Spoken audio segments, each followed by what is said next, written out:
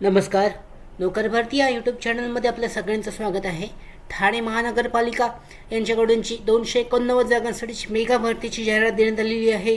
आजच्या व्हिडिओमध्ये आपण विस्तारित माहिती पाहूयात या भरतीबद्दलची. इथे पाहू शकता जी अधिकृत जाहिरात आहे ठाणे महानगरपालिका ठाणे यांच्याकडून आरोग्य विभागासाठीची कंत्राटी पद्धतीने पदभरतीची जाहिरात देण्यात आलेली आहे.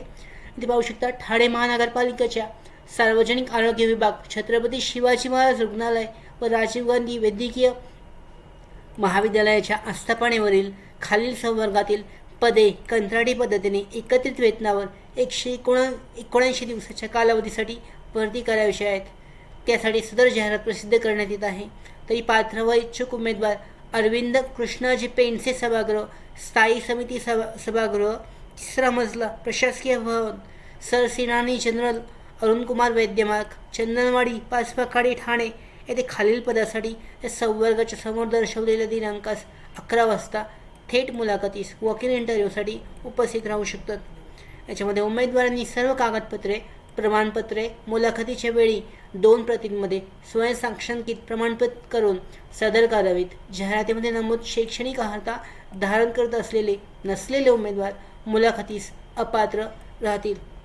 याच्यामध्ये पद पाहू शकता. स्त्रीरोग तज्ज्ञासाठी एकूण जागा आहेत 20 जागा आहेत. याच्यामध्ये समांतर आरक्षणानुसारच्या जागा ज्या विभागल्या गेल्या आहेत त्याची माहिती देण्यात आलेली आहे. याच्यामध्ये शैक्षणिक अर्हता पाहू शकता. MBBS, MD, DNB, OBGY किंवा MBBS TGO. याच्यामध्ये प्रतिभा मानधन दाखवण्यात आलेलं आहे, पाहिलं जाऊ शकता. त्याचबरोबर बालरोग तज्ज्ञ यासाठी एकूण 4 जागा आहेत. शैक्षणिक पात्रता पाहू शकता पॅड्रेटिक्समध्ये आणि एकूण मानधन इथे देण्यात आलेलं आहे. त्याच्यानंतर शल्यचिकित्सक हे पद आहे. यासाठी एकूण 4 जागा आहेत. MBBS MS आवश्यक आहे. फिजिशियनसाठी एकूण 4 आहेत. MBBS MD मेडिसिन हे शैक्षणिक पात्रता आवश्यक आहे. भूलतज्ञासाठी एकूण 4 आहेत. MBBS DA आणि अँथेशिया. त्याच्यानंतर नेत्रशल्यचिकित्सकासाठी एकूण 4 जागा आहेत. शैक्षणिक पात्रता इथे पाहिले जाऊ शकते. वैद्यकीय अधिकारी या पदासाठी एकूण 12 जागा आहेत. यासाठी मान्यताप्राप्त विद्यापीठाची वैद्यकीय शास्त्रात पदवी म्हणजेच MBBS. त्याच्यानंतर राष्ट्रीय आयुर्विज्ञान आयोग अथवा Maharashtra medical council registration permanent असणे आवश्यक आहे आणि मराठी भाषेचे ज्ञान असणे आवश्यक आहे. पुढचं पद आहे परिचारिका, स्टाफ नर्ससाठी एकूण 100 जागा आहेत. यासाठी शैक्षणिक पात्रता पाहिली जाऊ शकते. 12वी पास असणे आवश्यक आहे. नर्सिंग कोर्स JNM आवश्यक आहे. BSc नर्सिंग असल्यास प्राधान्य आहे. महाराष्ट्र नर्सिंग काउन्सिलची नोंदणी असणे आवश्यक आहे. त्याचबरोबर प्रसविका या पदासाठी 100 जागा आहेत. याच्यामध्ये शैक्षणिक पात्रता पाहू शकते. महाराष्ट्र राज्य माध्यमिक व उच्च माध्यमिक शिक्षण 10वी पास असणे आवश्यक आहे. त्याच्यानंतर ऑक्झिलरी नर्स मिडवाईफचा अभ्यासक्रम पूर्ण असणे आवश्यक आहे. नर्सिंग काउन्सिलची नोंदणी आवश्यक आहे. मराठी भाषेचे ज्ञान असणे आवश्यक आहे.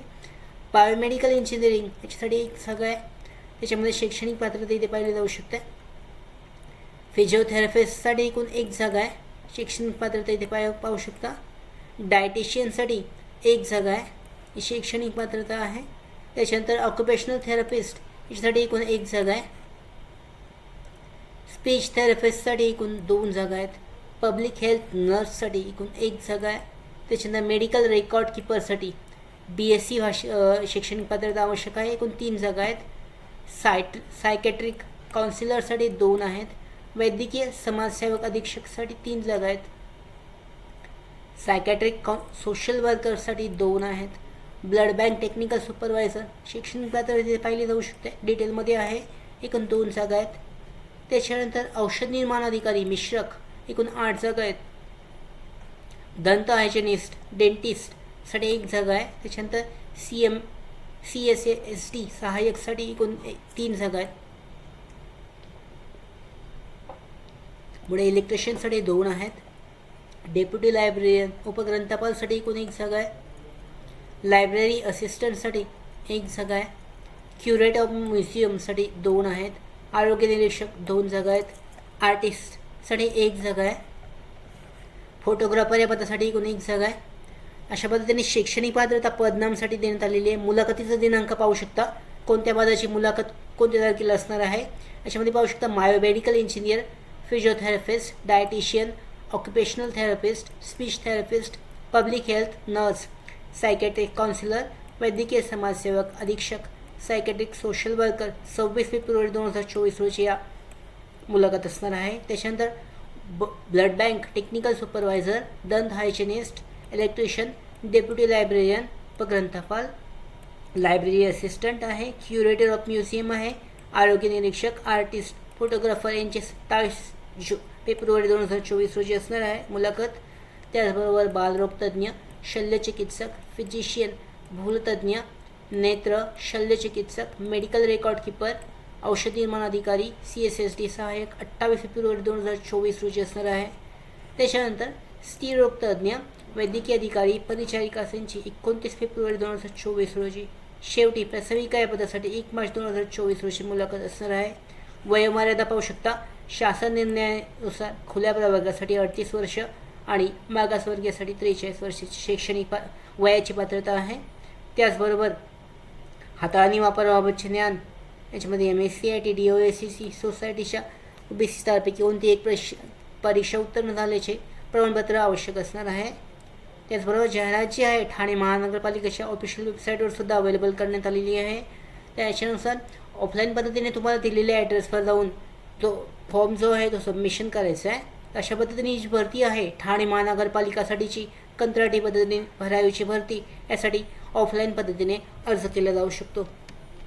त्याचबरोबर आमच्या भरती updates, study material, online test series, police भरती प्रॅक्टिस टेस्ट आणि अधिक माहितीसाठी आमच्या नोकर भरतीच्या व्हॉट्सअप चॅनल आणि टेलिग्राम चॅनलला जॉईन करा. त्याचबरोबर आमच्या नोकर भरती या यूट्यूब चॅनलला लाईक, शेअर आणि सबस्क्राईब करा. धन्यवाद.